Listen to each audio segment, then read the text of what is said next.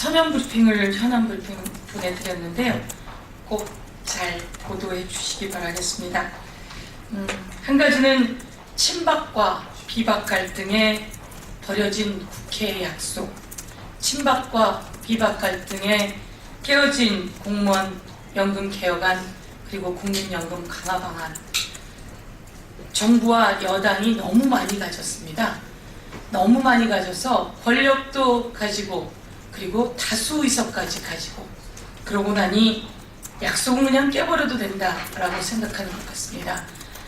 그 권력 남용도 잠시뿐이라고 하는 것을 국민이 알려드리게 될 겁니다. 대통령께서 국민연금 강화 방안 모를 리가 없습니다. 정부가 모를 리가 없습니다. 왜냐하면 정부 측 관계자들이 국민연금 강화 방안에 대한 내용을 가지고 왔기 때문입니다. 모두 다 합의하고 사인까지 해놓고 이제 먼저 공무원 연금 개혁부터 하고 그 다음에 국민연금 강화하자라고 하는데, 그러면 안 되시지요. 박근혜 대통령은 약속을 지키는 대통령이 아니라 약속을 깨는 대통령입니다. 박근혜 대통령은 한 번도 제대로 약속을 지켜본 적이 없으십니다. 참으로 놀랍고 실망스럽습니다. 박근혜 대통령께서 국민 좀 살려주시면 좋겠습니다.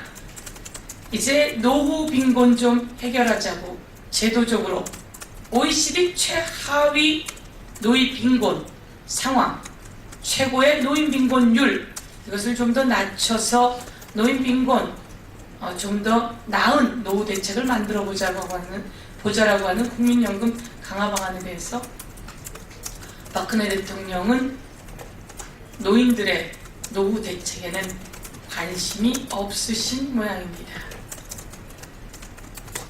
대통령께서 대한민국의 서민, 대한민국의 국민, 대한민국의 노년층을 위한 정책을 앞장서서 만드셔야 되는 것 아니겠습니까? 새누리당이 그렇게 해야 하는데 그렇지 못한 것 같아 안타깝습니다. 새누리당이 원포인트 국회를 하자고 합니다.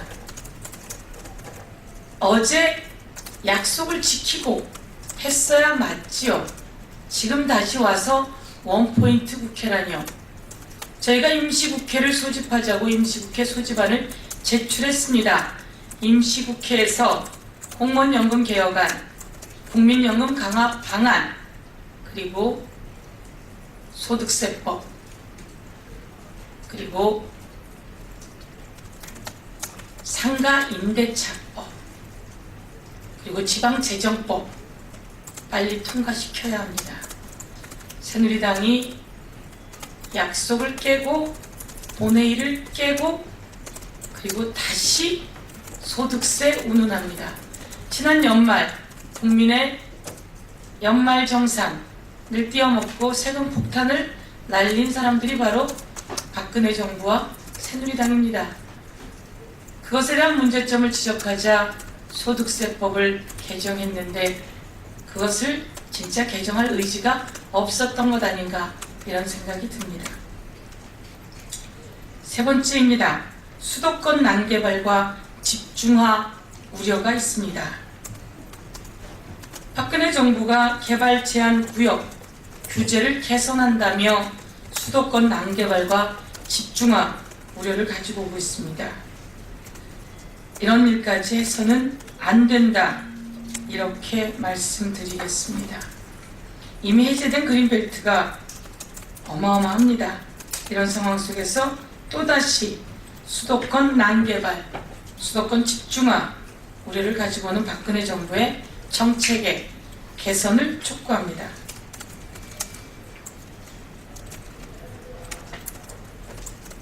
지난 월요일 최경환 부총리는 올해 우리 경제의 성장률이 3.3% 이상은 될 것이다, 이렇게 장담했습니다.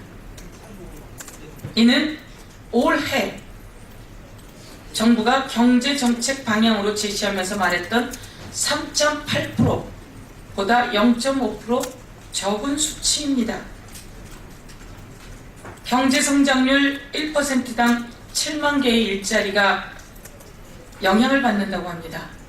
몇 개월 만에 0.5포인트 경제성장률을 하향 조정해서 발표했습니다. 0.5포인트 경제성장률이 하향된다면 3만 5천 개의 일자리가 줄어든다는 것입니다.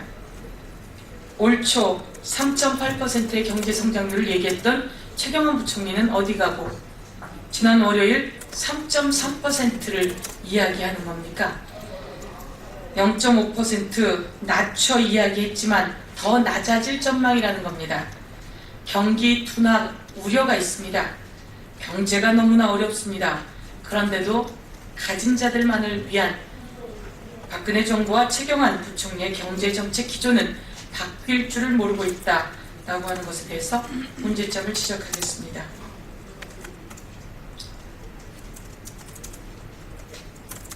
반값 등록금 대통령 공약 이행을 촉구합니다. 요즘 등록금으로 사립대들이 곳간을 채우기에 여념이 없습니다. 반값 등록금 박근혜 대통령의 공약이었습니다. 반값 등록금 공약은 어찌 되는 건지 박근혜 대통령께 묻습니다. 우리 대학생들을 위해서, 대학생들을 둔 가정을 위해서 반값 등록금 공약 약속을 지킬 것을 촉구합니다. 이제 저는 원내대변인을 마치는 게 되었습니다. 이종걸 원내대표 잘 도와주시길 당부드립니다. 이종걸 원내 신임대표는 정의롭게만 살아왔습니다. 집안이 어려운 식민지 상황 속에서도 독립운동을 했던 피가 이어져 내려온 집안입니다. 정직하고 정의롭고 그리고 서민들을 위한 일들을 해왔습니다. 국가에 대한 애정이 남다른 원내대표입니다. 많이 도와주실 것을 당부드리고 부패하지 않고 국민의 대안이 되려고 하는 새정치민주연합에게 여러분 기회를 주시고 지원해 주십시오. 이제 저는 원내대변인을 마칩니다. 작년 10월부터 7개월 동안 원내대변인으로의 활동을 오늘 마치게 되었습니다. 무엇보다 언론인 여러분께 그동안 참으로 감사를 드립니다. 박근혜 정부 낙하산 인사의 문제점에 대한 브리핑을 첫 시작으로 사자방 비리 그리고 지난해 연말 예산안 그리고 대통령 측근들의 국정농단 의혹, 성완종 의원이 목숨을 던지며 폭로한 친박 뇌물 게이트, 바로 어제 공무원연금 개혁안, 사회적 대타협, 그리고 국민연금 강화 방안까지 매일매일 언론인 여러분들과의 통화로 시작해서 현안 브리핑 그리고 백 브리핑을 하며 하루를 마쳤습니다. 처음에 원내대변인을 할 때마다 당에 대한 지지율이 높아진 것을 보며 그래 많이 애썼다 이렇게 스스로 자랑스러워 하겠습니다. 혹시 저의 논평으로 인해서 그동안 상처를 받으신 분들이 계시다면 이 자리를 빌어서 유감의 뜻을 표하며 대변인이라 어쩔 수 없었다라고 양해해 주시길 당부드리겠습니다. 앞으로 국민을 대변하는 국회의원으로서 여러분들과 항상 함께 하겠습니다. 항상 함께 해주시고 따뜻한 애정을 보내주셔서 감사합니다. 새누리당이 가장 두려워하는 대변인이 서영교다라고 하는 언론의 보도가 있었습니다. 열심히 해서 그런 평가를 받았다라고 생각하겠습니다. 사랑하는 언론인 여러분, 주말도 쉬지 못하고 새벽부터 밤늦게까지 우리 언론인 여러분이 대한민국의 희망입니다. 공정한 보도, 객관적인 보도, 칼보다는 펜이 더 강하다는 것을 알려주시는 우리 언론인 여러분, 여러분이 쓰시는 글 하나하나, 보도 하나하나가 대한민국의 정치를 좌우하고 대한민국의 가는 길을 제시합니다. 대한민국 국민들의 희망이 되신 언론인 여러분, 그동안 항상 감사했고 또 더욱 좋은 보도 부탁드리겠습니다. 새정치민주연합이 국민의 희망이 되고자 합니다. 부패한 상황 속에서도, 성완종 뇌물 리스트가 나온 저 상황 속에서도, 경제가 파탄이 나는 상황 속에서도 새누리당은 신기하게도 선거에 이깁니다. 이렇게 좋은 환경 속에서도 새정치민주연합이 선거에 졌습니다. 저희는 좀 더 저희를 돌아보도록 하겠습니다. 그리고 치밀하게, 치열하게 최선을 다해 국민을 섬기는 정당으로 거듭나겠습니다. 새정치민주연합이 국민들의 든든한 대안이 되도록 애쓰겠습니다. 언론인 여러분, 감사합니다.